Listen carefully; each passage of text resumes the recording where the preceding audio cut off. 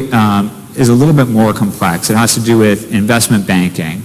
And kind of where I want to start here is everyone here knows that there's a lot of investment bankers out there. They're all really smart.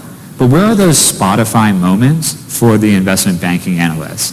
And by that I mean you have these kids, they're 23, 24, 25 years old, working 120-hour weeks, and they make 200 grand a year.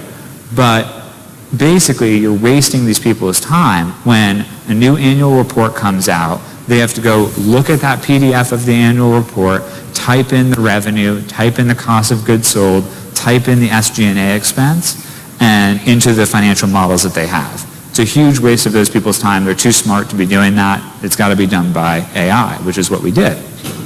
Now, we combined a number of technologies. So if you see this first screenshot, some of you might be thinking, isn't that robotic process automation through Blue Prism? Absolutely it is. So what we did is we take a scraper that grabs all of the 10Ks or annual reports, or however that's titled in the different European languages, as we're about to see, and it puts them into a database. Then it does OCR through the Microsoft OCR tool in order to understand the characters that are in those PDFs, and then it'll be able to match all different types of titles that something might have with what that is. So let's just take two looks. So you can see here the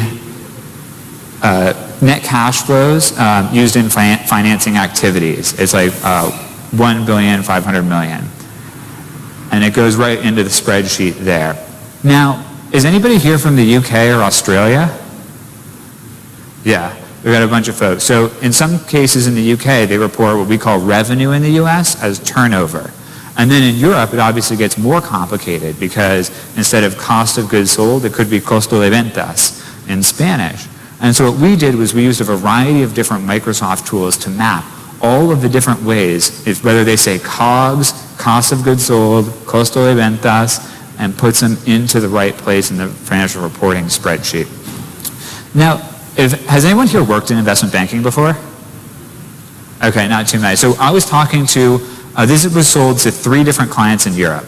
I was talking to folks in the US, to the big bulge bracket banks, and I heard some feedback that, yeah, that's great for Europe. We don't need it here. We already have it with Bloomberg because our analysts take this and they read the footnotes. So our next step is we're trying to train the bots to be able to read the footnotes and to be able to do more analysis like that so we can do this in the US market. So I think as you can see with all of these solutions, we still have a ways to go.